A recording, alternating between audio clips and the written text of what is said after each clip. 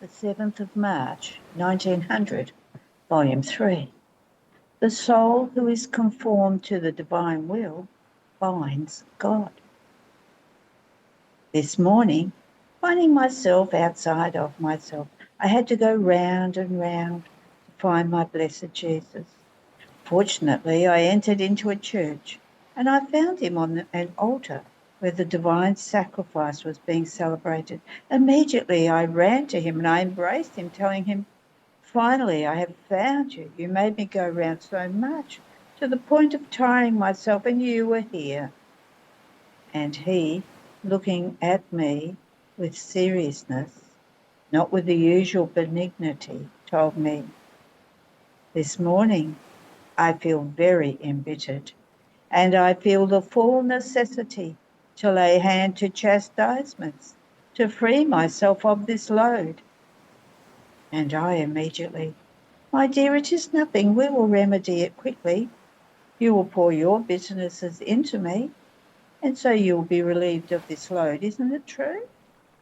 And he, condescending to my words, poured his bitternesses into me.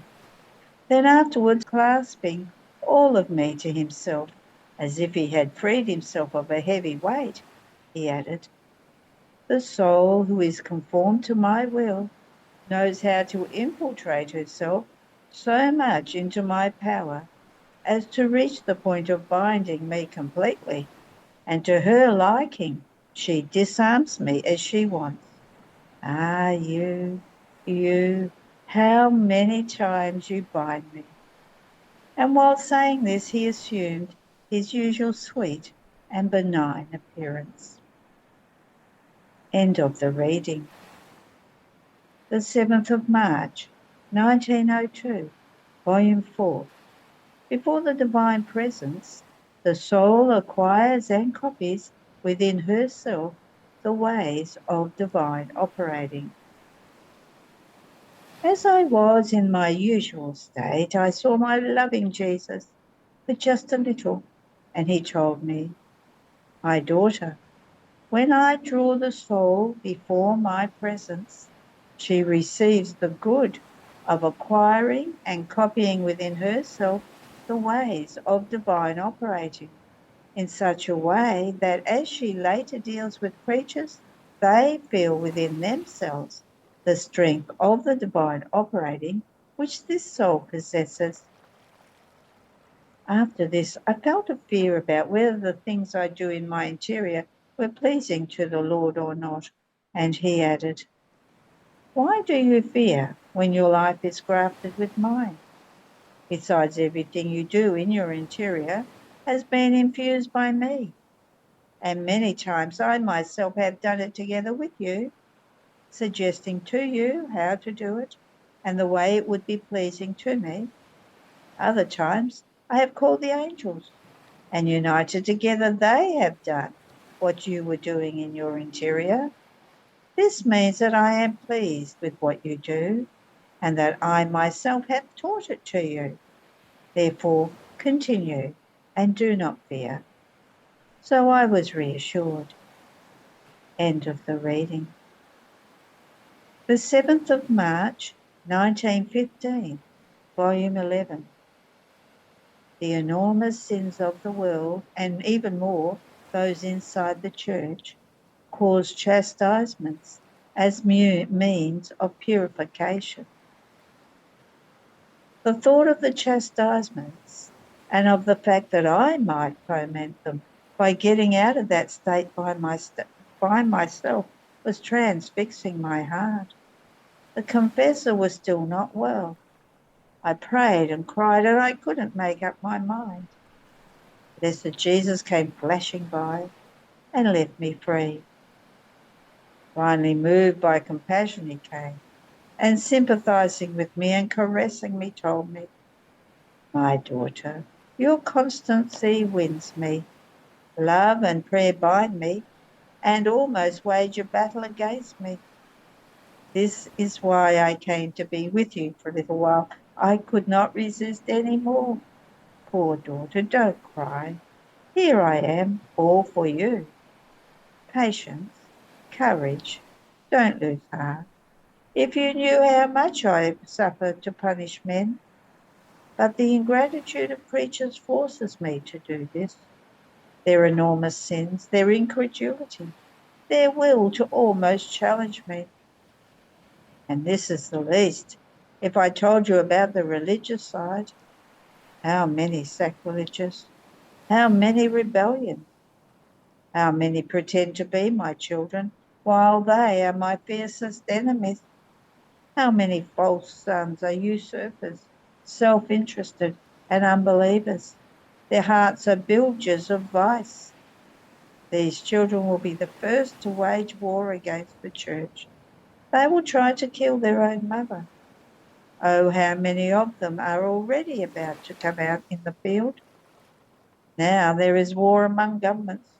Soon they will make war against the church, and its greatest enemies will be its own children. My heart is shredded with pain.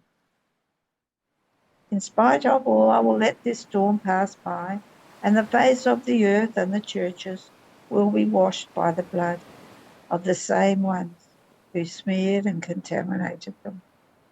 You too, unite yourself to my pain, pray, and be patient in watching this storm pass by. Who can tell about my torment? I felt more dead than alive. May Jesus be always blessed. May his holy volition be always done. End of the reading. The 7th of March, 1922, Volume 14. The words of Jesus are full of truth and of light, and they carry with them the virtue of transforming the soul into truth itself, into light itself, and into the very good which they contain. I was thinking about what has been written, and I said to myself, is it really Jesus that speaks to me? Or is it a trick of the enemy and of my fantasy? And Jesus, on coming, told me, my daughter, my words are full of truth and of light, and they carry with them the virtue of transforming the soul into truth itself, into light itself, and into the very good which they contain, in such a way that the soul does not only know the truth, but she feels within her the substance of operating according to the truth which she has known. Further, my truths are full of beauty and attraction, in such a way that the soul, taken by their beauty, lets herself be enraptured by them. In me everything is order and beauty. See, I created the heavens. They alone could have been enough, but no, I wanted to adorn them with stars, almost studding them with beauty, so that the human eye might enjoy more from the work of its creator. I created the earth, and I adorned it with many plants and flowers. I created nothing which did not have its own ornament. And if this is in the order of created things, much more so in my truths, which reside within my divinity. While it seems that they reach the soul, they are like solar rays, which hit and warm the earth without ever departing from the centre of the sun.